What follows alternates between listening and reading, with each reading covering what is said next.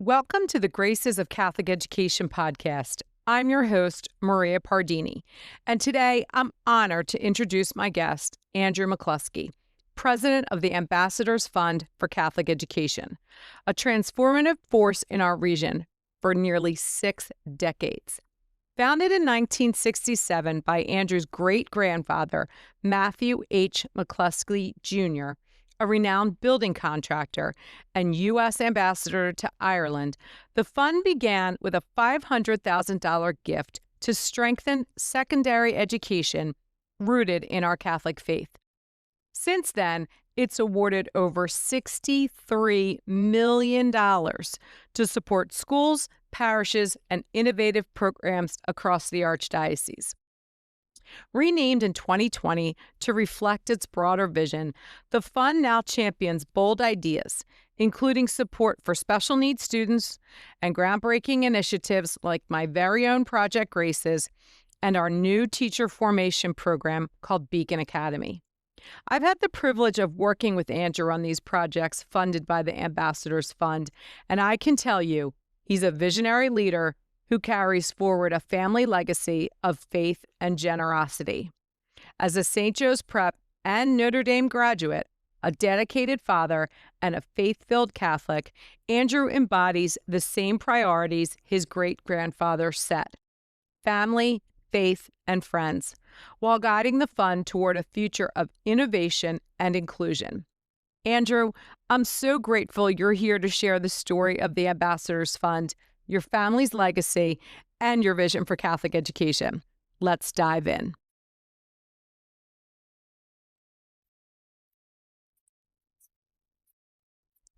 Hi, Philly faithful. My name is Maria Pardini, and welcome to the Graces of Catholic Education podcast, a place where grace shapes Catholic education, one future saint at a time. The mission of this podcast is to build a faith-filled place for Philly's Catholic educators to share their faith, hear innovative practices for today's challenging classrooms, and be inspired by others who are tackling this wild and blessed ride of Catholic education. Join us as we explore the grace that guides us, informing the hearts and minds of Philly's future saints.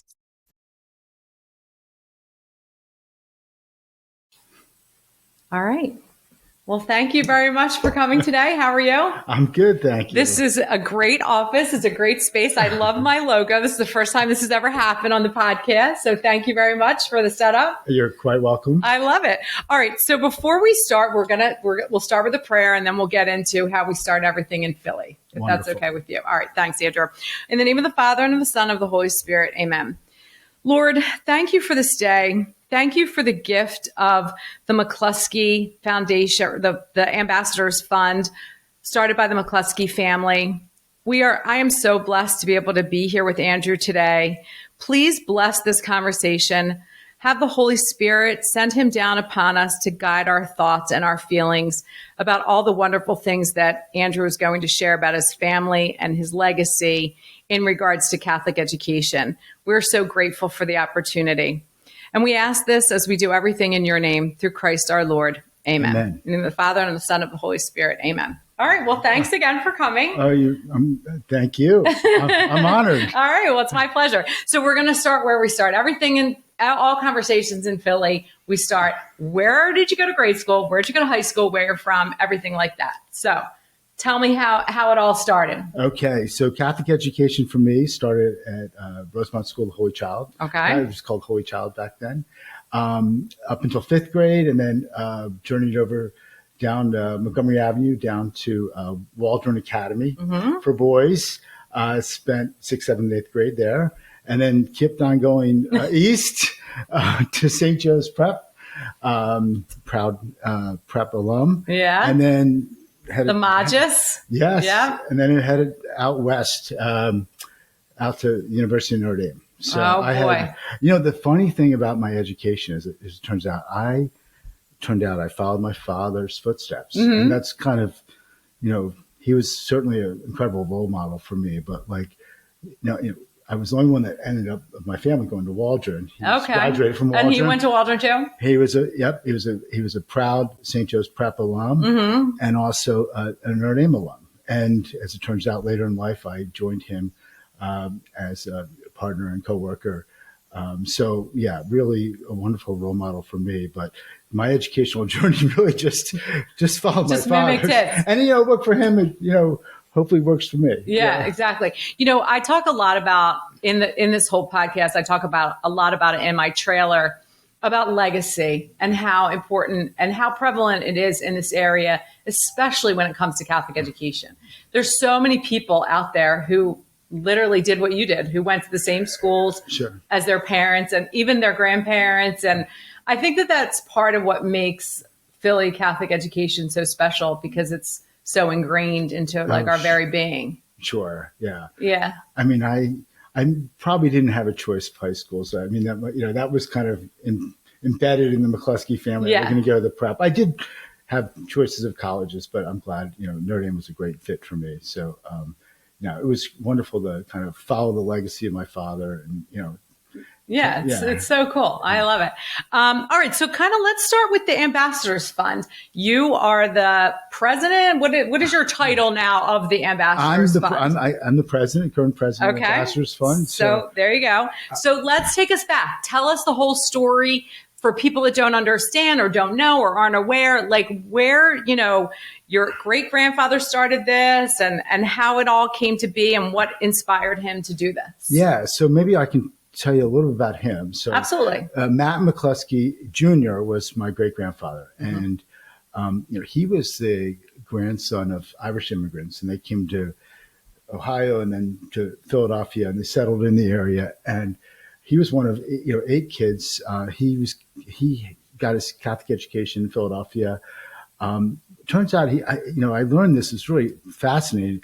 He never actually graduated from 8th grade. Really? So you think of all the years of the impact that he had on Catholic education, but he really was only educated for 7 years formally. Oh my gosh. At Catholic, and he dropped out. He joined the trades. He was because they had to work, right? He had to work. Yeah. Construction. He kind of was. He got into construction, and obviously he learned how to do that. And I think he wasn't allowed to own his own business until he was 18. So he was an apprentice type, but he was a mover and shaker, and really over the years developed into a preeminent, builder, contractor, and much, much more. I mean, he has so many different fascinating paths of it. I mean, he became, just from a building standpoint, buildings that, people in this area would know, the Vet and the Spectrum and the post office and down near Rittenhouse Square. And there's just, I keep on bumping into places. Oh, your great grandfather built that. And I was like, oh my gosh. Oh my gosh. But that must be so cool though. Yeah. So cool to have that happen to you. Very cool. And he did a lot of things down in DC and during the war, World War II, he got involved with building an airfield, and he got involved with building some container shipping, concrete ships. I mean, he kind of did it all. And then he did have a passion for, in addition to his faith, he had a passion for politics. And he was big in the Democratic Party.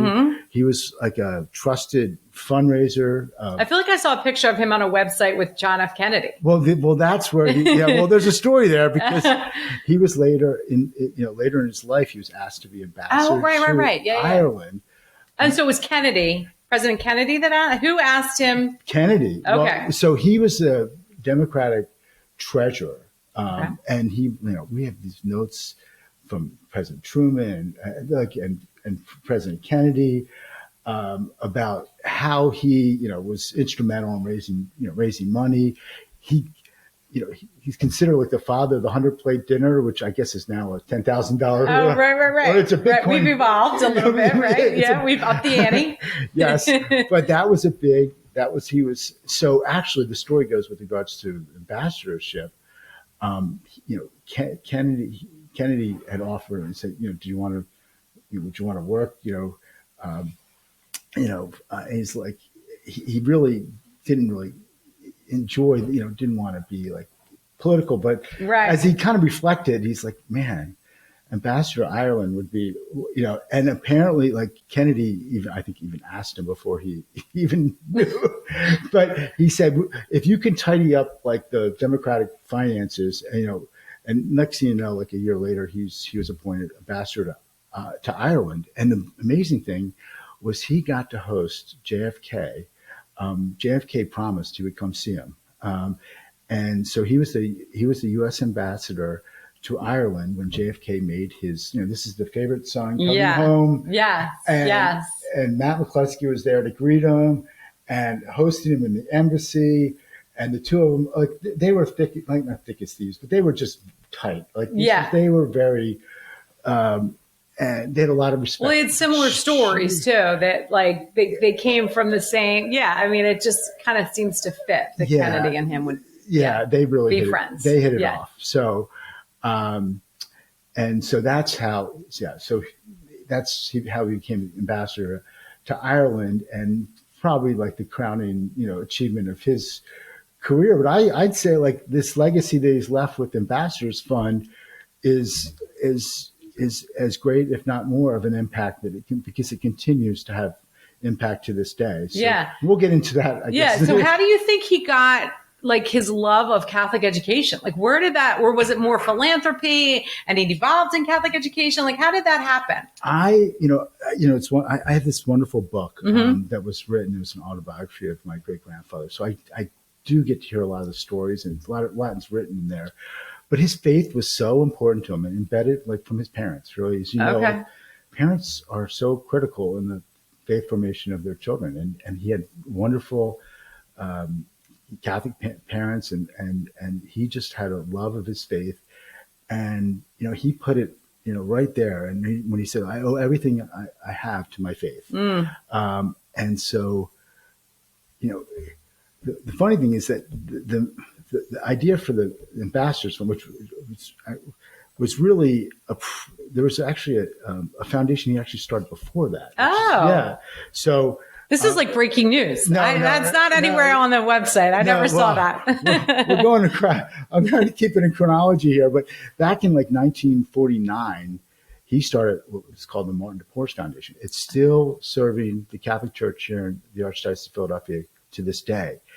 And, he was, how do I say, a little bit always ahead of his time. And I think he saw, he had offices down like in North Philadelphia, not far from St. Joe's Prep. And he saw like the poverty there. And he just felt like that there was real opportunity for African-American, Black Catholics to get educated and to help.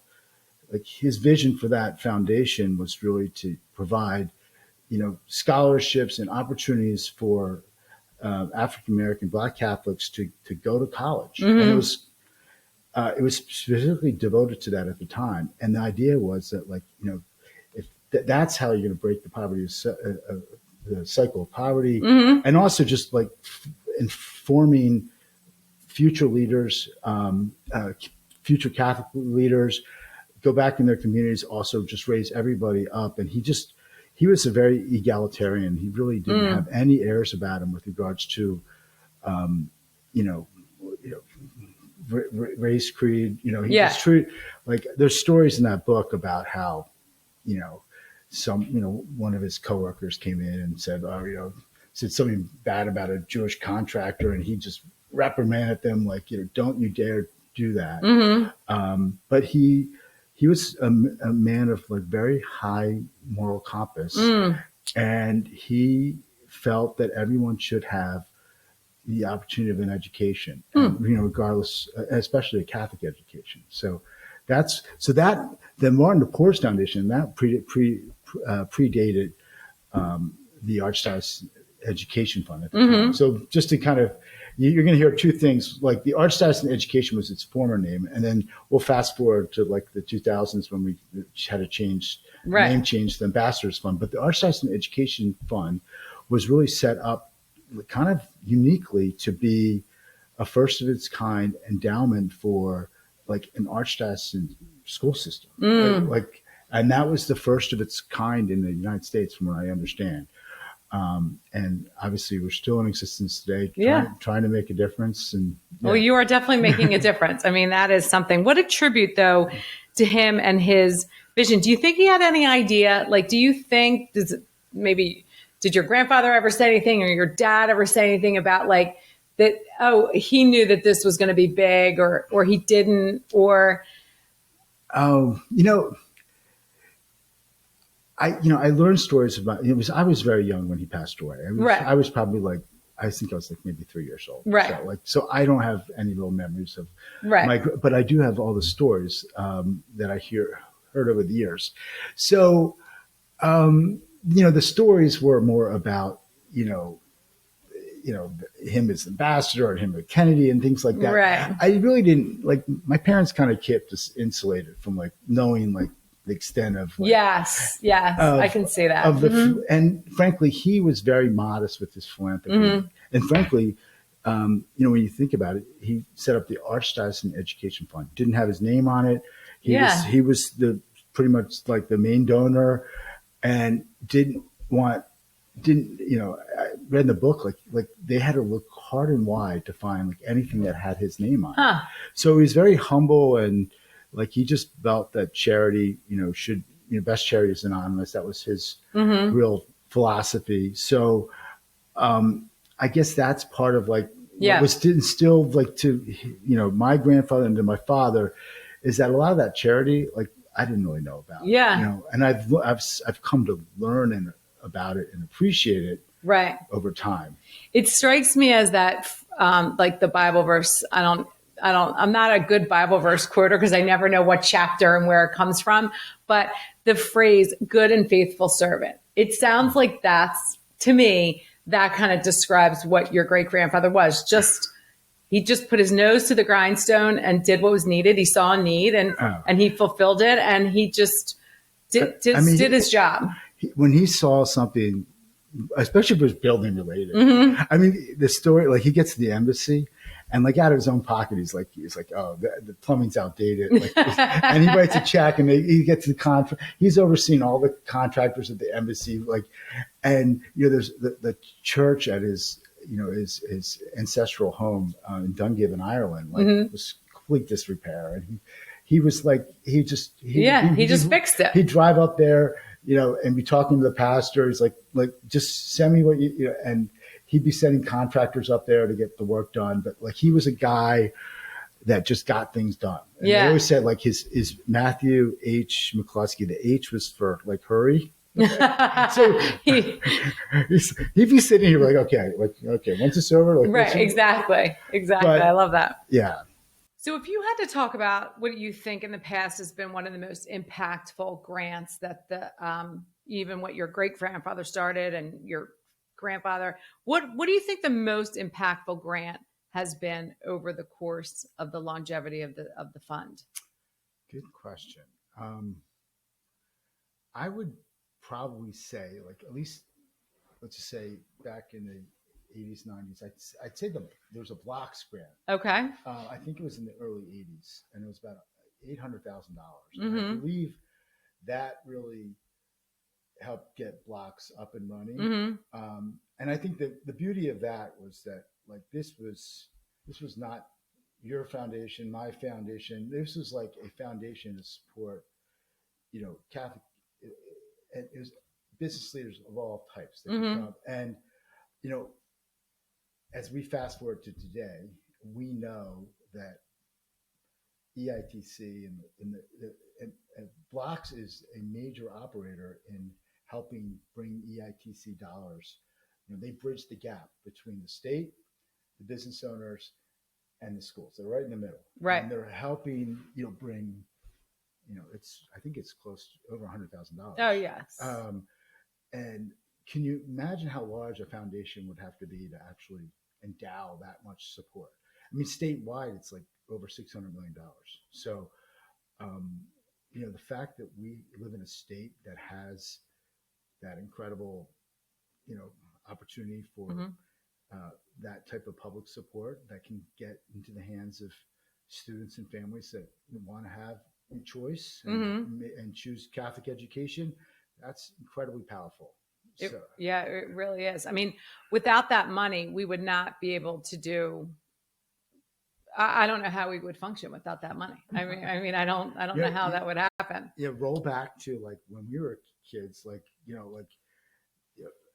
we were starting to see the dwindling of vocations, right? But the schools, more and more laity, right, which was changing the operating expenses of those schools. And then the parishes were the ones that were always funding those schools, and we had less people in the pews. And so along came these public dollars to really help, stabilize enrollment. And, unfortunately, some schools didn't make it, but I got to say that, dozens and dozens more were saved because of EITC. So it's incredible, incredible program. And for people that aren't taking advantage of it, I got to make a plug. If you pay Pennsylvania taxes, like you are eligible to offset those taxes with a donation to a Catholic school of your choice. And we will link the Block's website right into the show notes of this podcast, so that if anybody out there is interested as to how they can divert their Pennsylvania tax dollars toward the EITC, they're going to be able to do that very easily by clicking on the website. So I mean, it's saving Catholic education, and it's allowing you as the ambassadors fund to be able to then pivot. Right. Like we're able to pivot because, Blocks has got a great operation, and also the Foundation for Catholic Education also helps in that space. So let them do that, and they do it really well. And then that allows us to pivot to other areas of need. And that's where I think we'll talk about our grants down the road, I'm sure. Yes, absolutely. Yeah, that's the exciting part of it. I mean, it's like Blocks takes care of the nitty gritty as to keeping us afloat, but then you get to do the fun stuff almost. Like you get to do all that kind of fun stuff. So let's go back and talk about this legacy. Like I said, I just believe that legacy is such a powerful gift, or I don't know, it's legacy in the Philadelphia area is just so prevalent. And there's nothing that describes legacy more than the McCloskey family in terms of how it was your great grandfather, your grandfather, your father, you know what I mean? Like it's just all in there. So how did your grandfather and then your father kind of carry that Matthew McCloskey Jr.'s vision? And what was it like to grow up in a family that had such a legacy? Well, I have to say they probably did it in their own way, right? Okay. I mean, my grandfather was someone on the shyer side. He was not as flamboyant or as boisterous as my great grandfather. And he developed like really a one-on-one relationship. Certainly with each of the archbishops or cardinals at the time, and he kind of carried on part of my great grandfather's kind of legacy in that, like, they never want it to be known, like that this was money from the McCloskey family, or so everything was kind of like, I really didn't have any idea of like what the Archdiocese Education Fund was all about when I was younger, because it was never associated. Like it was just this, I wouldn't. So when I look back, there were clues that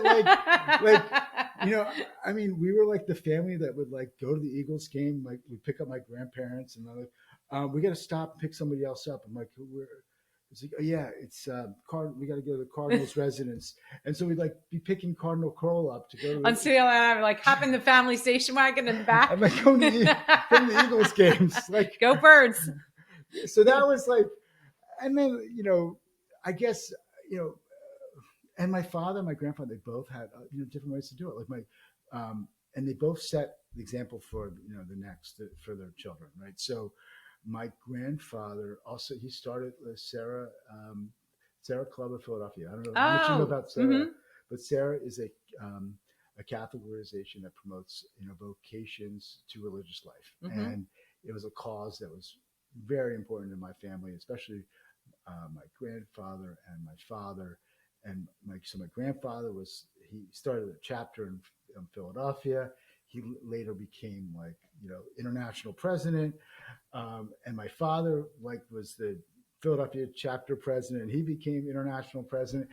And so like that type of like the Catholic, that stuff was like embedded in us. Like, we were, like our family vacations were like going to these conventions and like these Sarah conventions. And so I think that they both set like an example of, service to the church. And so like I knew about the Sarah stuff, but the Archdiocese Education Fund didn't really know much about until I got a little older. So that was. So how did that happen then? How did you, because you became president of the fund in 2020, is that correct? Somewhere, Is that right? 22, Yeah, 22, 20, right.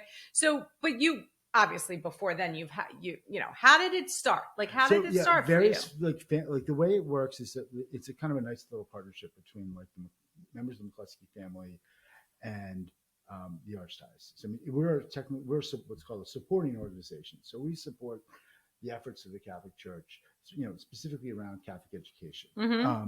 So various members of my family have served in different capacities. Brothers, sisters, like they've served on different capacities. I was asked to join the board.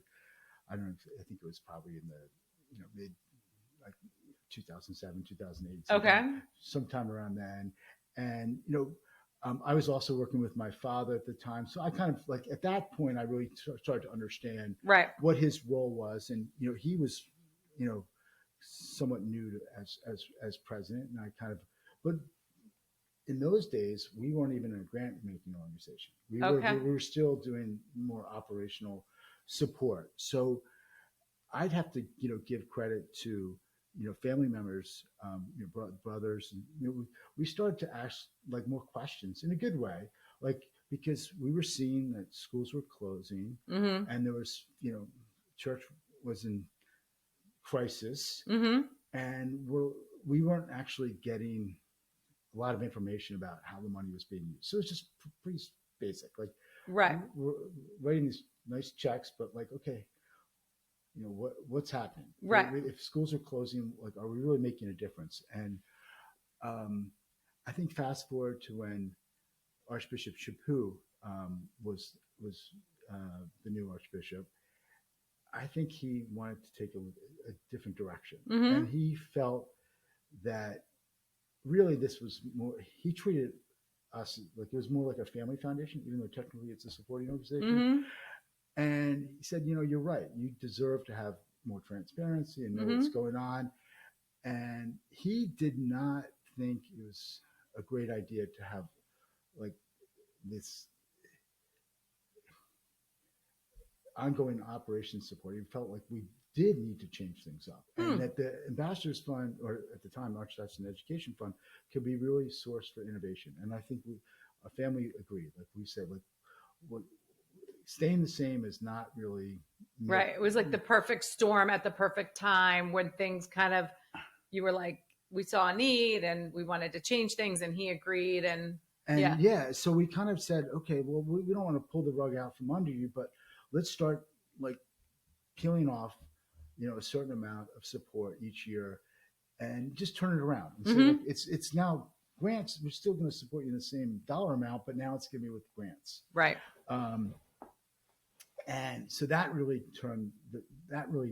and then eventually it became all like grant support. So that's kind of how we've evolved. Right. And then I guess maybe I'll take that to the next level, because eventually like it went full circle. Like it's like, well, we really have to really look at this name, because like we're supporting Catholic education, but I felt Archbishop Chaput really wanted to, us to take more ownership of it, and we wanted to, like it was like we were happy. My father was happy, but again, it was like, let's not put our name on it. So kind of came up with this idea, like maybe we could just tip of a hat to my great grandfather, and we'll call it the Ambassadors Fund for Catholic Education. So that kind of solved a lot of and that was even before AI. So you didn't even run that through AI. Somebody actually came up with that.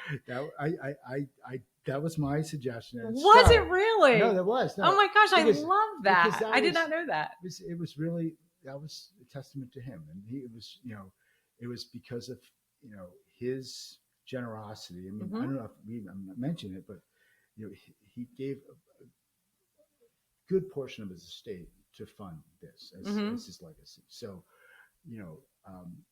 I think it's okay to call it ambassadors. Oh, I think it's perfect. And it's so respectful of him, I think, also because he was so, from what you've said, what I've learned about him, he didn't love his name attached to things. But this is his name, but it's not really his name. Yeah. I mean, it's like Cardinal Kroll. Cardinal Kroll was very similar to that from what I've heard. He never wanted his name on anything when he was alive. Like he didn't want. Sure. And I remember there's a building at Don Guanella that is actually called, before Don Guanella realigned itself and changed and stuff, it was the CK Center, because they named it after Cardinal Kroll, and he would not let anything be named that. Yeah, so sure. Cardinal Kroll was the CK Center. But so it's very similar. I like that. So talk to me a little bit about how, like, it seemed like your great grandfather passed on this legacy of family, faith, football, and friends. Or where did the football come from? Well, football's a lot my father. Okay. But yeah. There was a story out there that my great had an opportunity to buy the Eagles, or so like that was maybe one that got away. Yeah. My father would have loved that. But yeah, sports, especially if you knew my father. My father was like the biggest Phillies sports fan you could ever. He was at one point, season ticket holder of the Phillies, the Sixers, the Eagles, the Flyers. Did he go a lot? Oh yeah, he went a lot. And that was part of, like, talk about somebody that like married like his loves. Like he loved his church. He embraced his role. And like he would be like, the great thing is, like, between the seminary and the Archdiocese offices, like it's kind of on the way to the sports stadiums. So he'd be like picking somebody up. And I mean, there's so many times in my life that we picked up, a seminarian or a priest, or a senior or a bishop, or, like on the way to a game. And, my dad, that's just so cool to grow up with that. Like, I mean, that's like not how I grew up, picking up, religious people and taking them. And I just think that that's so cool, because because where I work now, I have this totally different relationship with a lot of religious people that I've never really had before. And I love that. I think it's like one of the best parts of my job, just to see them and to get them to experience things like the Phillies, and they just all nuns love baseball. Yeah. Like they're the biggest Philly fans in the world, or a bunch of nuns. I love it. So my dad. So that actually, I'll tell you a quick story. I remember my father was getting knighted. I think it was like night of I think it was the night of St. Gregory. I don't know what it's all about. Okay, but like, of course, the whole family's invited. We're down to the basilica, but of course it's like I want to say it was. I think it was on a Saturday, but it was a playoff Saturday. Oh boy. And my dad, season ticket holder, Eagles, and it was like I want to poor planning on the night's part. I feel like it was an NFC conference final, and boy, my dad, I think, had his like Eagles jersey like underneath his suit, and like it was like he didn't. And first of all, he didn't love the recognition. Yeah. So like But he was like, as soon as that ceremony was over, he's like, wrap it up. And like, we're all sitting, like my brothers and I are all sitting, like we're going to the game. We're like, okay, like how soon? Like we're like, yeah. So it became the big controversy. Was like, who's going to leave? At what time? Land the plane. You're like, who's ever given the homily? Land that plane. Land the plane. Siblings might have left early, but Yeah. Oh my God, that's funny. One of my sons has a phrase about priest homilies going on too long, and he calls it "put the fries in the bag." Oh, put the fries in the bag, land the plane, and let's. Oh, my dad, he would do this to his friend priests. Like he'd be sitting up front, and he would catch their attention, and he'd like be looking at his watch, and like, okay, Matt, like he wanted to let them know he was on the. Put the fries in the bag. Yeah. So the age for hurry was like that. Definitely like went on to my father. Did it come to you too? I don't know. I mean, I feel like I like to say I have a lot of patience. I need a lot of patience in my life. I have so much going on. Like, so yeah, there are times where I can get a little, but like I try to have a lot of patience. patient. Yeah, I think you're a pretty patient guy. So how do you see like the next generation? Like, what do you see with the next generation of your family? Are you bringing them in? Are you encouraging that? Like, how does that get passed down from in your family? Yeah. So it's, I mean, you know, there's a lot of next generation family members. I mean, I have tons of nieces and nephews, and some of them are not in the area, so it's a little harder to get them engaged. But one of my nephews is already on the board. Another nephew is like ready to come on the board, and there's a few that are still in college that they'll learn more about it as time goes on. But I'm always frankly, like, we need to get them involved, because when we talk about like initiatives, and we're always talking about like young adults and like how to get so it's going to be really important that we get them involved going forward. Yeah, I love that. So you talked about how the fund has kind of shifted into this like a grant making organization. And, a lot of the programs that you're funding are like these innovative programs. I have been blessed that I have received two of the funds, one for Project Graces, and then also for Beacon Academy. But so, like, what kind of spurs the like? What do you say when you look at something and you're like, this is it? Like, what is that thing that you look at and you think this could do something? Good question. Sometimes you like, well, there's a part of it where you can just feel it and touch it and feel it. And you can say like, I get, but if I was to really like kind of define it, it's really like what the return on investment is. Like from the standpoint, like what kind of impact are we going to have? Like, because in the end, we do have a certain amount of dollars to give out, and then, how do you define impact too, right? So that becomes, there's so many needs across all of our Catholic schools, so many. And, just from a physical plant standpoint, and like the need for upgrading facilities, but also like, closing the gap and providing more financial assistance. Like, those are things that very hard for us to do, but, in a consistent, meaningful way. Like, so, I love the projects where it can have like for an investment to have like an impact that, number one, can be felt maybe across the diocese. Like, maybe it starts somewhere. So yours was a great example. Like maybe, maybe I throw it back to you, because like, I think that, the Beacon Academy and the UDL, MTSS, you can talk about those, like they're great the pilot program there that you're starting, basically trying to solve a real challenge at Catholic schools. Like speaking of the MTSS, and UDL, how do Catholic schools have never really been, historically known to really do well with like differentiated learners. Right?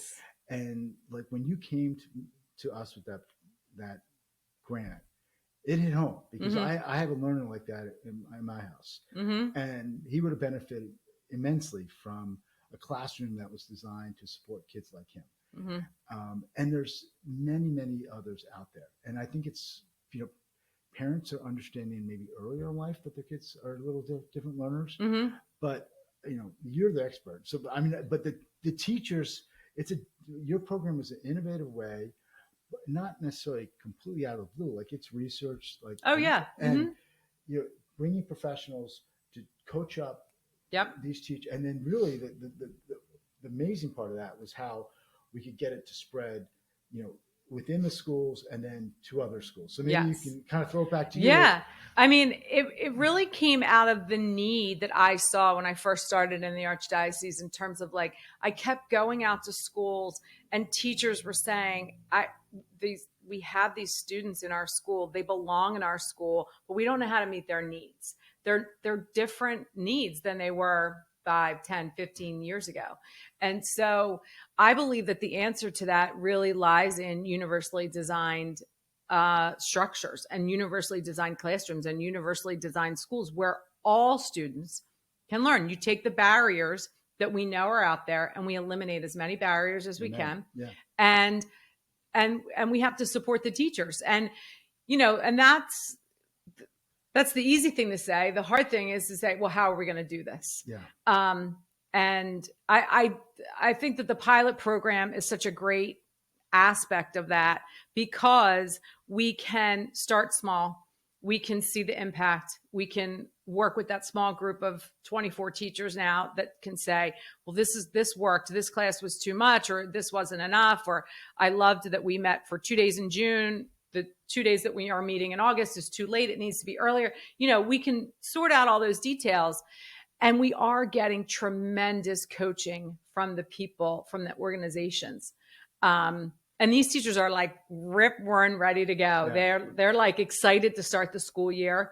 And they know that their classrooms are not only going to look different physically, because a universally designed classroom does look different physically, but that their lessons and the content is going to be delivered in a way that can just meet the needs of all the kids in their classrooms, because they want them there. Our Catholic school teachers understand that these children belong in Catholic education. They deserve a Catholic education, but they were just feeling inadequate on how to meet their needs. And this definitely is helping to bridge that gap. Yeah. So, I mean, I can't thank you enough for seeing that. Thank you for bringing it to our attention, because, like when I think about like those, like just knowing that there's a foundation out there that's willing and able to support like somebody's vision, like your own, I think is so meaningful, because otherwise you're stuck in like trying to like, okay, but just to dream a little bit. Like, yeah. The best grants are when somebody, like you get somebody that really has a passion and they are very strategic thinkers and they have a little bit of a vision and a dream, and then match that with some resources. Yeah, it's unbelievable. I mean, we can change the world. Like we literally can change the world. And because we are changing Catholic education. So yeah, your grant, I mean, and like the vision for that is really to filter to all the other elementary schools, and then like our charter here is in Philadelphia, but like let's spread the good news. Right? Yeah, like, exactly. I mean, I would love for us to really be that, like known as like that innovative school system across the country. And, absolutely. And that's not easy to pull off. No. And it's funny because I was in the Notre Dame program, a graduate level program called the Program for Inclusive Education, which runs under the umbrella of the ACE at Notre Dame. So it was like a 14-month program, and the last 3 credits were 12 days at Notre Dame. So this Penn Stater last summer had to spend 12 days at Notre Dame. And I mean, anybody that has listened or will be listening to this podcast, I can't say enough about Notre Dame and the impact that it had on me in terms of my faith formation. Like it really was life-changing, the 12 days that I spent at the campus. I don't think I'll ever root for a Notre Dame sports team, but I definitely will light a candle at the grotto again. So, I mean, it was impactful. And one of the things that it was a national program. So there was people from all over the country. So I met somebody from Colorado who we became friends with, and she brought her team to Philadelphia as a travel. And I took them to Archbishop Carroll because Archbishop Carroll has one of the students from the Rising Together Alliance. Well, that was one of our, that was one of our grants. So we are like people are coming to us now, starting to come to us and be like, well, how did you solve this problem that all of Catholic education is facing? I mean, the problems aren't just in Philadelphia. Oh, no. They're everywhere. And we are becoming the place that people can come to help get their problems get solved elsewhere. So that Archbishop Carroll program was amazing. I mean, that was actually a partnership with the Conley Foundation to get that started. And I don't know if you want to give some background. I can give a little background, but like, special needs students, more on the Down syndrome spectrum. Yep. And how do we allow for them to have opportunity at a Catholic education, and they came to us with a very innovative grant. Um, it was more like a peer mentoring model, where students would be mentors to a special needs student, and kind of lead them through the day, and would be role models and homework helpers, and there was a lot of coaching involved with regards to the teachers and how they But when I went to visit Archbishop Carroll, and I saw how that program had changed, it was more that student, and now it's two students, how that changed the culture of the school, and how accepting, and it was just a wonderful sight to be seen. So that student and the subsequent student brought so much joy of learning, and like the culture of inclusivity was completely flipped on its head. It was just amazing. Yeah. And what I loved hearing about that was that so many of those peer mentors are now going on to study education, specifically special education. Yeah. So what an impact that had. Oh yeah. I mean, inclusion always impacts, it impacts everybody, but I do really believe that it impacts the non-disabled people just as much as it enables and helps the person with the learning challenges. It is life-changing to see what is going on at Carroll and what's going on at 10 of our other elementary schools. So we have students in many different elementary schools, and the work that the Rising Together Alliance has done, funded by much support over the Archdiocese, is just, it's incredible to see. It's awesome. And it's national now because we have people from Denver come and see what they were doing. Part of our support, and I remember I talked about how operational support, that was somewhat phased out. But one place where we haven't phased out is in our support for special ed. So we actually still do support the operational team for special ed, and that's very true to our core. And that goes back years and years and years. I mean, my father's brother was very special needs, mentally challenged in a way that he would never be able to be supported, at least back then. And I don't know how they would, frankly, in a way that would be really challenging even today. Yeah. But how he affected, his name was Dudley, and he had a tremendous effect on, my brothers and sisters, as we kind of learned acceptance for people of special needs. And he was just such an integral part of our lives that we just and he grew up in this faith-filled environment, and his talking about passing on the faith. I mean, he would go to, he knew all his prayers as best he could, and my grandfather and my grandparents were amazing, with him and his own faith development, which was very at a different level, but it was so special. A special part of our lives. That's awesome. Yeah. That is awesome. Yeah, because you definitely have a passion. You can see it for traditionally underserved populations in terms of what you're talking about, and what you're doing, and where you want the dollars, the precious dollars out there to kind of go, and giving as many people as we possibly can, as many students as we possibly can. The beauty of a Catholic education is just, it's life-changing. Yeah. It really is. I love it. So what would you have, how would you encourage somebody who's just not just a teacher, but a teacher out there who's just listening to this for the first time? And how would you encourage them to apply, or to write, or to think, to spur that new thinking and the new action? What would you say to someone who has this idea? Well, very good question. Well, first, I think part of it is please reach out, and we're not, we don't have to be this behind the scene. Pick up the phone, give us a call, and like engage with us, because Megan Familar is our grants administrator. She's a great first contact, as I am I. But we want to know what you're thinking about, and maybe plan a site visit. It is challenging sometimes because now it's getting to be like competitive. Right? I mean, more and more people know about us, and it's good though. Well, after this podcast, the whole Archdiocese, you're going to have too much paper. Well, yeah. So I'll set. It's a good problem to have, though, right? It is. I mean, a couple kind of grounding places to start. Like we really do want to encourage sustainability of the programs. So, pilots are great, but like we need to know that like they're going to be fun, like how they're going to get funded going, down the road. So all these grants that we look at have some sort of hopefully path to sustainability.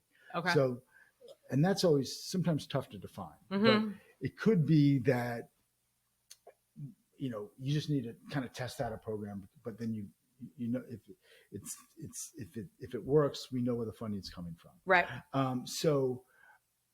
Because we don't want to go backwards into like having like, this school wants to hire this person. And next thing you know, we're supporting all these different salaries, and then there's no money for innovation.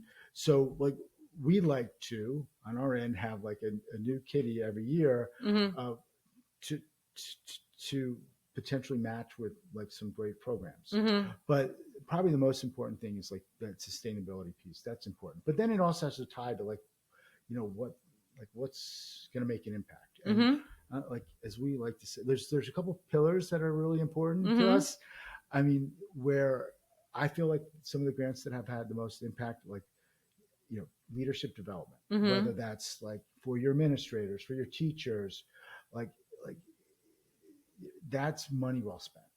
Like we found that the most successful schools are ones that have great leadership. Yes. So let's invest in leadership, and not just in hiring, but continuing to develop like our existing leaders, but also bringing in leaders behind them. Yes. So, very important pillar. Yeah. And then we talked about like academic rigor and support, like those, like we are schools, right? And we're educating, and that is absolutely important. Like we want to be offering a world-class education that's accessible, right? And a lot of the programs that we're doing right now are along those support programs. But let's not also forget like why we exist, right? Like faith formation is a big pillar. And frankly, if there's anything, like we don't get as many great grants along the lines of faith formation. So like that's something for the listeners out there. There you go. There you think go. About. But and some of those grants, don't always have to be big dollars, but like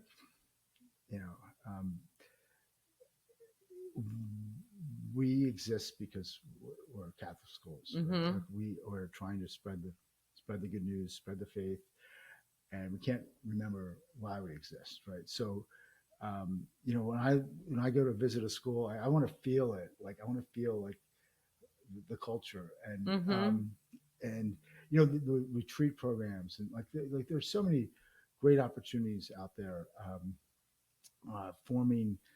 Even our students like leadership development programs, like in faith formation. Like I could come out with a couple ideas, but but really we'd love to hear, listeners' ideas about how to, one place that I'm looking at, I'm concerned about vocations, just like my father. The Sarah Club. Yeah. And saying where's our church without our clergy? Right? Yeah. And so how are we developing vocations, and without as many priests and religious at the schools, like who's tilling the soil? And so, just recently I got together a lot of vocation directors across the diocese and for very different orders, and said like, come to us with like some ideas, like, and we would love to help you. Right. And so that's in development. Yeah. That's a hard one. I think that's a hard one because we grew up and our parents grew up with seeing vocations all the time. And our children are not seeing religious vocations all the time. No. So I think the answer has to come from helping and that's where one of the biggest things when I did the Beacon Academy with the new teacher formation, to me, one of the most important pillar of Beacon Academy is that we have to help our young teachers develop personal relationships with God and their faith. Because if they don't have that, they can't help their students develop personal relationships 100%. with God. And if you don't have a personal relationship with God, you're not becoming a religious person. Like you're not going into a religious vocation without that. Yeah. And they really need to be the role models. Yeah. Right. And so, and everyone's faith journey is different, right? But absolutely. So you're that Beacon Academy. We can throw a shout out to that. But that was one that got funded, right? Mm-hmm. So yes. Like that really resonated with. Oh, whoops. Our TV's going to turn off. That's all right. That's okay. It can turn off. No big deal. They've seen the logo. It's okay. That's all right. And yeah, so we're excited. And that's obviously just up and running. Yes, it is. It's just starting. I want to get this little plug in here though, because I know that it's different funding. It's not like like an innovative program, but it was it had such a powerful impact in the Archdiocese. I want you to talk about the Cabrini movie. And I want you to talk about how that kind of happened, how that came about, because I absolutely loved the Cabrini movie and everyone should see the Cabrini movie if they haven't already. So tell me about that. Wow. Yeah, firstly, that's one of my favorite grants that we've done. So look, a little history about that. So you probably know the history of the producer of that movie.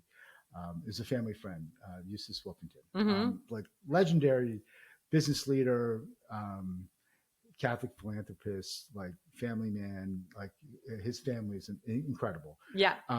And he really put significant monies towards Mm-hmm. like this movie, which is really a incredible,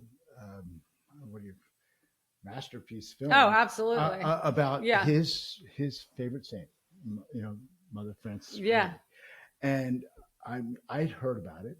I knew it was coming, and my father and I were invited to a screening. And this is, this is literally, my father was very, very ill at the time. Mm-hmm. He was certainly we knew he didn't have much time left. So the opportunity to go see that movie with him was great. Mm-hmm. And I picked him up. We went down there together, and we're watching this, and we both had the same reaction. There is no question that as many kids in the Archdiocese could see this. We got to make this happen. Yeah. And as it turned out, we made room in our budget. Right? And so it was really hard because we're just it was the two of us, and we had a grants administrator. How do we make this happen? Mm-hmm. He was not even in good health, but right. We had a great relationship with the production team, the Wolfington family. They helped kind of help us figure out the logistics. Mm-hmm. And certainly it started with buy-in from the Archdiocese, and they said we can make this happen. It was basically dedicating the day, but it was a true sermon. I mean, the movie was a masterpiece. It was amazing. So the logistics were let's get all the high schools. How many high schools? It's 15. Yep, 15 high schools. Yep. And I think it was 15,000 students because we included 7th and 8th graders. Yep.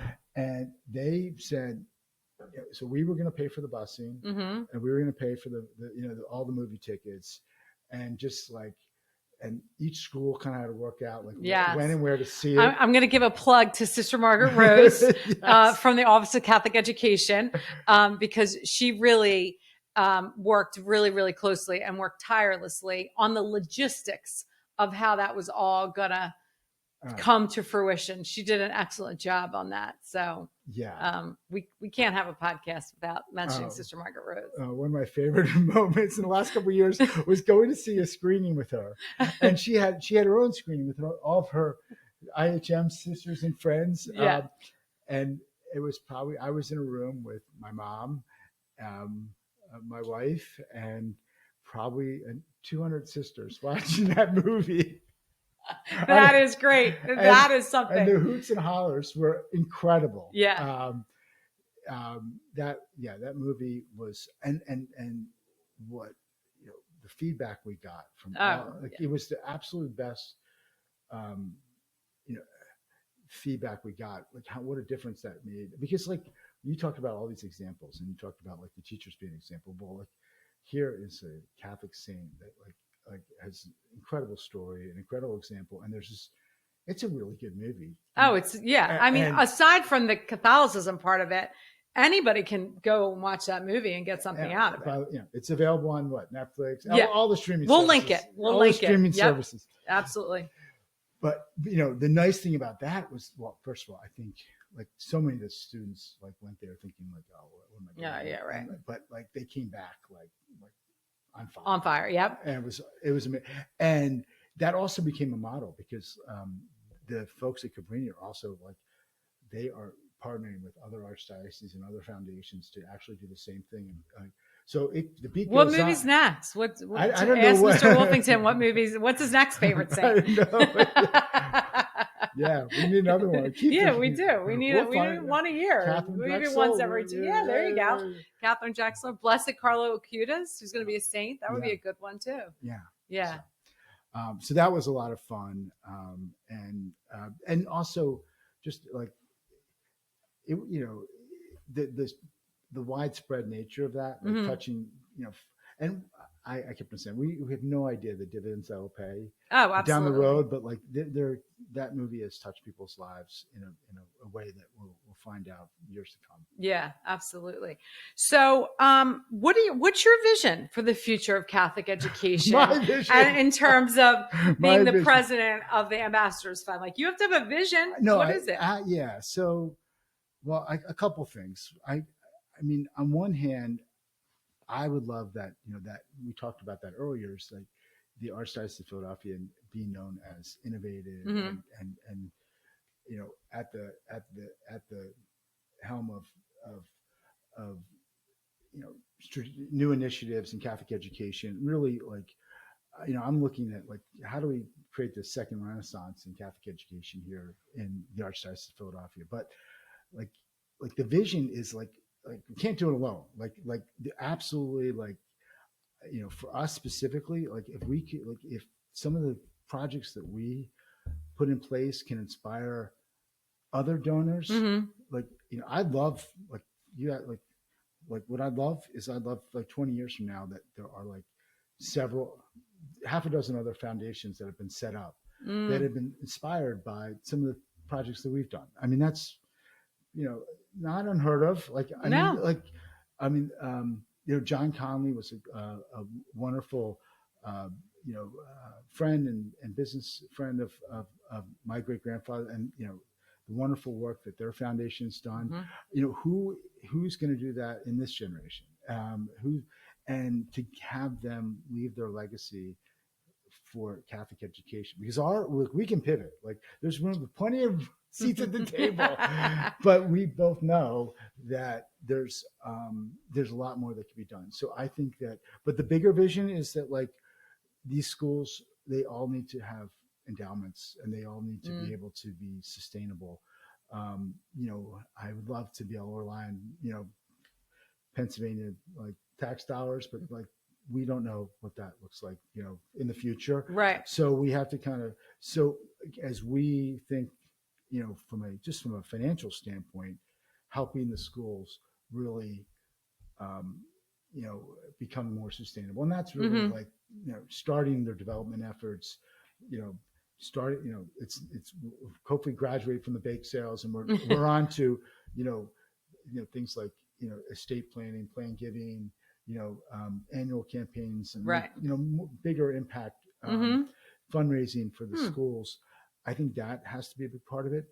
But then we also need this, and I think this is part of the Archbishop's, plan for the Archdiocese with regards to the missionary hubs. We have to really change like the whole landscape with regards to getting people more connected to their faith. We've lost, I feel like we've lost a generation or maybe more.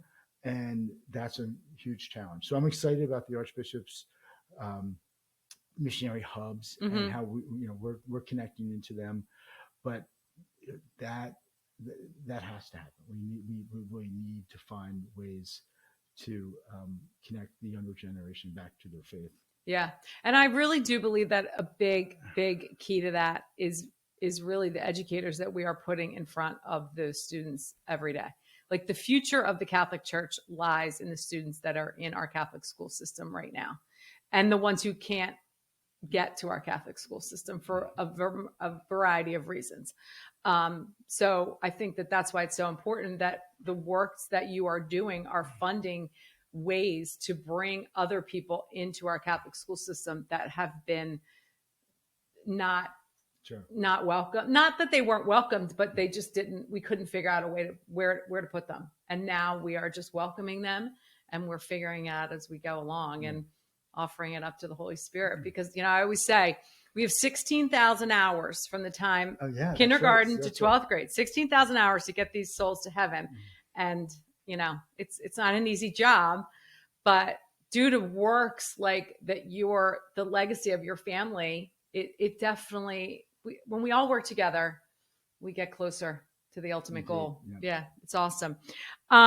So do we leave anything on the table? Because I want to talk about, your free time and what you do. Oh, I don't know, wherever you want to go. Is there anything else that we left on the table? Is there anything else that you want to make a plea about, or any story left untold? Not that I'm not rushing you off or anything. No. I don't know if there's anything else that you want to talk about. Let's see. Maybe I talk about Laudato Si for a minute. Yeah. So for those that most people know what that is, that's a encyclical by Pope Francis about the environment, right? So, when I went to a conference in the spring on just Laudato Si. It was a Catholic Foundation conference. Okay. On this topic of Laudato Si, and I have a lot of concern for our environment, and really when you talk about the future of the next generation, it's critically important, and it's also ties where care for creation is totally entwined with our Catholic faith, right? Being stewards of God's creation. So, this is a natural segue, I think. Also, we talk about reconnecting with the younger generation, who, statistically care a lot more about the environment than older folks. Yes, quite naturally, right? But they do care, and there is incredible work that's being done, through this lens of Laudato Si, which is and I came back from that conference and I said, what's going on here in Philadelphia? And I came across a group called Eco Philly. Okay. And they, all volunteer organization, and they happened to have a workshop, and they were bringing together various schools and parishes that were doing something around creation care. And I found out at the end of the conference that they were doing all of this on a budget of about $2,000. I was like, sounds familiar. But I was like, wow, because what I learned is that some of these dioceses have had a lot of luck getting younger adults, connect. We got to meet people where they are. Yeah. And so if the path back to your faith is through your care for the environment, that's wonderful. And so we need, as a church, to kind of open up all those different paths. Yep. And a path that I know works, or seems to work, is there is a common theme for creation care among younger adults, and many of us as well. But I thought there was a real opportunity for us to do some funding in this space, but I didn't know exactly how to go about it. So I actually approached Eco Philly, said dream a little bit. And they came back to us with a grant to do some more workshops. They actually have an ACE fellow at St. Joe's that's actually going to work with all the people in the Archdiocese at the schools that are whether it's club programs or the teachers. And now environmental science is actually part of all freshman year curriculum across the state, apparently. So Okay. that's right. It's another opportunity. So they're going to be like, I think you're going to see a lot more coming from that. I look forward to getting people connected to that Laudato Si, and also seeing how far we can take it. Because I love this. Like when I think about missionary hubs, let's bring out all of our best tools. Yep. And of engagement, and this is one place where I think we all can kind of hopefully come together on. So cool. I love the phrase, which I guess I've never heard before, and maybe it's my own ignorance, creation care. Like that is just so cool to me. Like it's like, yeah, that's exactly what it is. We're taking care. Because sometimes I think you hear the environment, people are like environmentalists, are kind of like, oh gosh, but creation care hones to exactly what it is. Exactly. And that's exactly what it is. So we can link Eco Philly Sure. in our show notes. So that'll be cool. I love this. And one of the things that I've always admired about you, Andrew, is like you have a vision, but you also have the ability to kind of like pick up the phone and say, this is to other people. And you're like, this is what I think we could do. Give me something for that. Like, give me a pathway to get there. And I just think that's like a gift. I don't have all the answers. I go to people that know a lot more than I do, that I respect and say, like, because in the end, like, we need people that can operate, like they can like build a program and execute it. Right. We don't have a lot of infrastructure to be building programs, and right. So like my best connections are strategic thinkers that have vision. Yeah. And so like, and I love that your office is not just Bonnie and like others that have been very like strategic, and it's been great. So. Yeah. It's awesome. I mean, it's I've only been in this job for like a little over 2 years now, working in the Archdiocese downtown at the Twos. And I think that this type of thing was so unexpected. I never thought that something like this would all happen. None of this. And it's just like the Holy Spirit.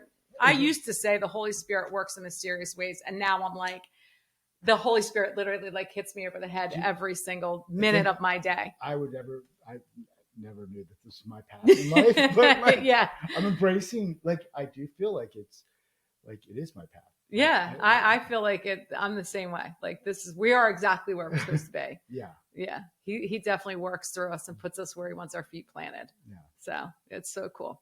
All right. So when you're not reading grant proposals, when you're not fielding phone calls, when you're not aligning visionaries to each other, tell me some of the things that you like to do. Sleep. No. I'm a dad. I have 2 children, 3 stepchildren, so I any kind of family time. My wife Jennifer and I love spending time with her. Yeah. She's a great strategic partner to me. I'm sure. But also like a regular dude. I play golf. And you're a golfer? Yeah, I'm a okay. golfer. All right. Sometimes a good one, but not, usually not. But do you ever have a hole in one? No. No, my hole in one. daughter reminds me of that all the time. Do you golf with the kids? Like, is that something? Have they started to golf? Both my son and daughter have wanted to play a little bit more. Yeah. How old are they now? 18 and 19. Okay. Yeah. It's a great sport. I definitely think it's a really good sport. I play with my sons. I play more than once a year, but I definitely always go on Mother's Day. We go golfing. That's how we spend our Mother's Day. With family time. Yeah. I wish there's more. I love to travel, but there'll be more time for that down the road. Yeah. Yeah. What's the coolest place you've traveled to? Oh gosh. I have been to some really cool places. Yeah. Ooh, the one that hit me right away. Yeah. Was, I was in college. I was a semester abroad. 1991. I was in Russia. So it was a 1 week trip with my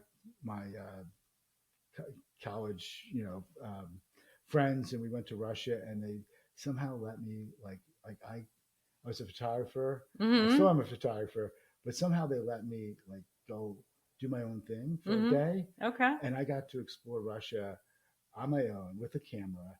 And I was all over the place. And I couldn't even I was just trying to decipher the alphabet, get on the subway and try to get. Oh, right. That was a real adventure. Before a phone. There's no phone. Yeah, right. And exactly. I just knew I had to get to a bus. Yeah. Thinking back, I was trying to. No, there's too many stories. That was a very cool place to go to. I like it. Yeah. I like it. What about, where do you take your kids? For a vacation? What's the? Where do they like to go? They both like different things. My daughter loves the beach. Okay. My son not as much, but I've had luck with cruises because oh, yeah. you can always do the short little cruise. That's always fun. The kids. Yeah. Because there's always,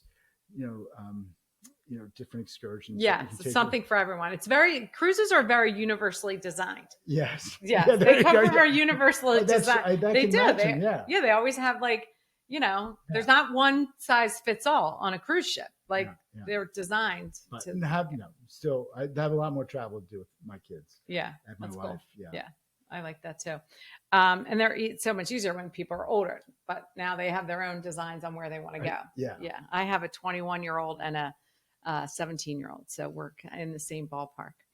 All right. So are you ready for the holy hot seat? Okay. Yeah. Every guest goes in the holy hot seat. Gosh. No, you don't have a copy of these. No. You can't look up the answer. This is all, okay. They're easy. They're easy. Okay. All right. So first thing that comes to mind. Okay. So favorite saint to pray to? Saint Anthony. Do you lose things a lot? I do. It seems like a frequent go-to. There you go. I know. Poor Saint Anthony. Did he ever think that in his life he'd be the one that was yeah. There's so many memes on Facebook about that. Okay. Favorite Catholic church song? Ooh. Eagles Wings might be one. Be Not Afraid. Oh, that's a good one. That's another one. Yeah, yes. Be Not Afraid. I think that always touches me. Yeah, I know. Friends of mine, whenever I go into a church or something, or even for mass, the very first thing I do is look and see what the music is, and I give those oldies but goodies very high marks. Okay, so what do you, in your opinion, what's the greatest thing about Notre Dame's campus? Grotto is pretty unique. Yeah. But then, game day in the stadium with Touchdown Jesus, that's also pretty special. Yes. So, I'll have to show you my pictures. I have a couple pictures right in front of Touchdown Jesus. It's gorgeous campus. Yeah. I got to, I mean, that's a great 4 years spent, right? Yeah. I'm trying to think of the name of that. There was a place off campus. Oh my gosh. The linebacker? The linebacker. Exactly. I knew it. Well, I knew you and I knew it.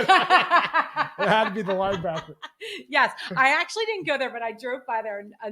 A guy that I'm good friends with, he went to Notre Dame and he's like, you got to go to the linebacker. You're going to love it. He said, of course, for me too. Yeah. Okay. But I didn't make it there, but hopefully I'm going back next summer. So we'll see. Okay. Favorite movie besides Cabrini? You can't say Cabrini. You got to go for I was in Rudy. You were in Rudy? Yes. No way. Yeah. So, oh my gosh. Yeah. I was an extra in Rudy. What scene are you in? The quintessential scene. This is kind of funny. So the quintessential scene where they're carrying Rudy off the field. Yeah. So I was playing an extra. Believe it or not, I was playing a photographer, a sports photographer. Okay. So I was playing double duty because I actually was working at Notre Dame as a photographer during the game that this scene was filmed. So I actually had my camera with real film, but I knew it was the first time I ever shot a football game where I actually knew what the play was going to be. So it was completely unfair. I had the script. Right. So I knew exactly when he was going to, tackle the quarterback. And then I knew to run and put myself in between Rudy and the end zone that they were carrying him off to. So, okay. So there's this it's a less than a second. You'll see me out in front of Rudy. Oh, I am watching this as the photographer as they're carrying. And actually, I have pictures of him like real pictures of him, probably about as far away from me and you Really? as he's being carried off the field. Oh my gosh, that is cool. But that's probably, I don't know if that's my favorite movie. I love that, Yeah. but it's a good one. Yeah, it's a good one. Yeah, you can't go wrong with that one. When I was on campus last year at Notre Dame for my 12 days, which felt like 6 months, but one of the nights we were up working late, like on a project, and we put Rudy on and we were watching. And it was actually cool because it was cool to watch the movie knowing that I've actually been to the places that are in the movie. So now, it's cool. I mean, I am a Penn Stater. We are still. Yeah. Well, yeah. And I'm a Penn Stater. my daughter's going there. She is? Yeah. Oh my gosh. I so love now that. I'm going to have to do the same thing. It's a tough nut to swallow. It's not easy. It is not easy. It's not easy. But, it's funny because when I went to Penn State, it was the last 2 years when Notre Dame actually played Penn State, every year. And we beat Notre Dame, both my junior and senior year. Just thought I put that in there. Shameless plug. But it's not as much of a rivalry now, I feel like, as it used to be. I don't think kids get it as much as they used to. But last year was a great game. And frankly, both teams are I think they're both top 5 ranked going into this. So it's going to become a rivalry. I think it's coming back. Yeah, absolutely. Yeah, that'll be good. We'll have to have a little wager on that. Okay, so what is the quirky habit that your kids, your wife, or your coworkers tease you about? Do you have one? Well, my coworkers kind of always know to come to me for, where's my stash of candy? Oh, okay. Oh, I did see a whole thing of candy out there of chocolate when I walked in. I don't know. My kids, you have to ask them. All right, we'll ask them. Okay. What's your favorite holiday?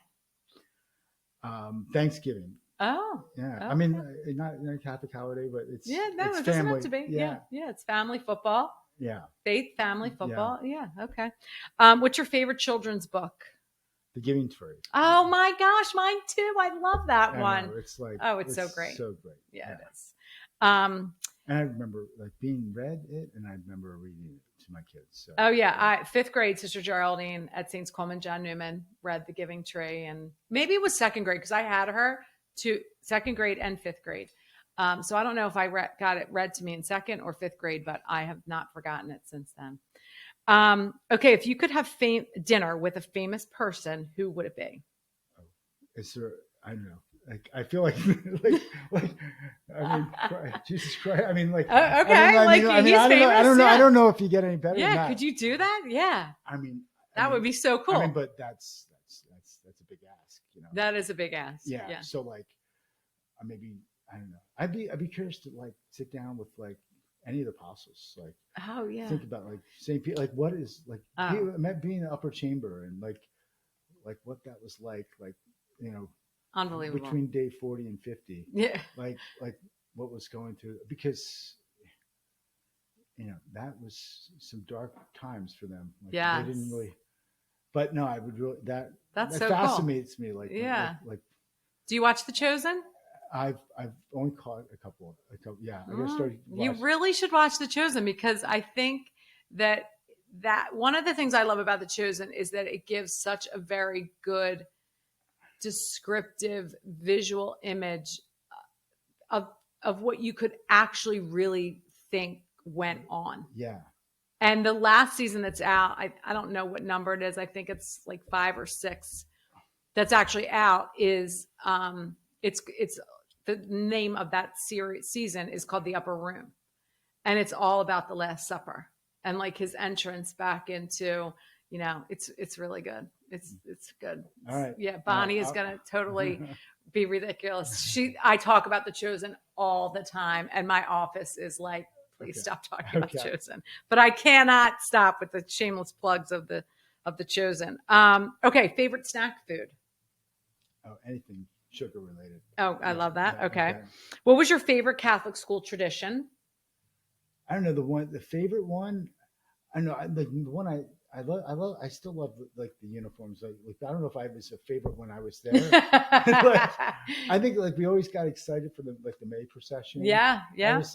That was a big deal. Mm-hmm. Whoever got to carry the Crown Mary. Yeah, that was huge deal. Big deal. Yeah. So you went to Waldron, which is all boys at the time when you went there. But we still So did you have a May procession and you just had a boy crown Mary? Yeah. Okay, cool. I like. Did you ever get to crown Mary? No, you weren't picked for that. No, I was never picked for that either. Okay, if you weren't doing now what you're doing, what would your career be? Like, what would you be doing? I know. I might go back to. I think I'm in the right place. I think you are in the right place. I do have a creative side, and I do get to express that. You are. I like photography, and but I really do enjoy what I'm doing now, and I feel like, my Italian grandfather said, you do what you enjoy, work a day in your life. Amen. Yeah. Amen. I love that. Okay, last holy hot seat question. Favorite cheesesteak?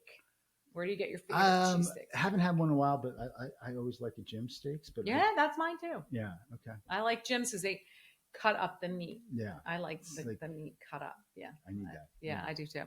All right. Well, and then I'm going to ask you the last signature question, and then I'm going to give you a big round of applause and thanks. But the last signature question that I ask to every guest on the podcast is, because this is really about Catholic education, the graces of Catholic education. If you could whisper one piece of advice to every Catholic educator before they step into their classroom every day that would help them shape future saints, what would that advice be? I would say, don't be afraid to share your faith journey. I think more in a big picture way, just remember you're always a role model, and you're they're in school to be those role models, right? To be those living examples. And so a teacher that could open up about their faith and their faith journey, even if it's, just wherever they are, right? Because that becomes real to a student. Exactly. But if students aren't used to having those conversations, if they're not having those conversations with their parents and they're not having those conversations with their teachers, then where are we going, right? So maybe that would be what I would whisper. At least that's what I thought of at that moment. I love it. I love that. These are I ask this question, like I said, to everyone, and I know that at some point I am going to be compiling them together, because every single person that I've interviewed no one's said the same thing yet. Okay. And every one of them is just so important and so meaningful to the bigger picture of what we're all trying to do here. And it's just, it's awesome to be able to hear them from everyone. Well, think about the teachers that you've had, and the ones that had the most impact on you were the ones that allowed you into their world, right? That they shared, right? Some part of them, right? So, I know it's not easy for all the teachers to do that, but you got to be a little vulnerable. Right? Absolutely. Well, I'm going to play this little clip when in our new teacher formation for Beacon Academy. I'm not a professional teacher. So that's okay. I discredit anything, but that was my gut. I love it. I love it. Well, we've come to the end of the podcast, and I can't thank you enough for this. This was just an enjoyable conversation. I hope that you weren't too stressed out about it, but you did great. Oh, thank and you. My first time. Yeah, exactly. I can't speak for everyone in Catholic education, but I definitely can say, because I can see the impact that your daily work is leaving. I can't take it's about the organization. Right? Correct. Yes. But the Ambassadors Fund run by you, that whole foundation, everything, the legacy that your great grandfather, the foundation is just doing so right by him in everything that you do. And it's paying dividends literally in the Archdiocese of Philadelphia. I see it all the time. And we are so grateful for what your family has been able to provide. I mean, the awkward thing about being here is that you would never have got my dad. But on the other hand, I also saw this merit saying okay, I got to put myself out of my comfort zone a little bit. But it's for if one other teacher or administrator hears about this, and it's all for the good. So I'm kind of, Like, so I don't need that. But like, it is helpful to get the word out that there's funding out there. So, hopefully this will facilitate a few extra calls, and that. Oh, I believe that it definitely will. It definitely will. Well, I can't thank you enough for spending time with me. And the way I wrap everything up is I just say to all our faithful listeners, may God's grace fill you with the courage to stay faithful, to stay fearless, and above all and always stay Philly. So God bless you. God bless our listeners. And we'll see you on the next podcast. What an absolute joy it's been talking with Andrew McCloskey today. I'm so grateful he took time out of his busy schedule to join me and share the remarkable story of his family's legacy and the ongoing mission of the Ambassadors Fund for Catholic Education. I truly enjoyed learning how generation after generation of the McCloskey family has carried forward a vision rooted in faith, generosity, and innovation. Legacy runs deep in Philadelphia's Catholic education story, and Andrew embodies that tradition so beautifully. If you enjoyed this conversation, please take a moment to follow, rate, and share the Graces of Catholic Education wherever you listen. It really helps us spread these stories of faith, leadership, and inclusion to more Catholic educators and families. Until next time, may God's grace fill you with the courage to stay faithful, stay fearless, and as always, stay Philly. God bless, and see you on the next podcast.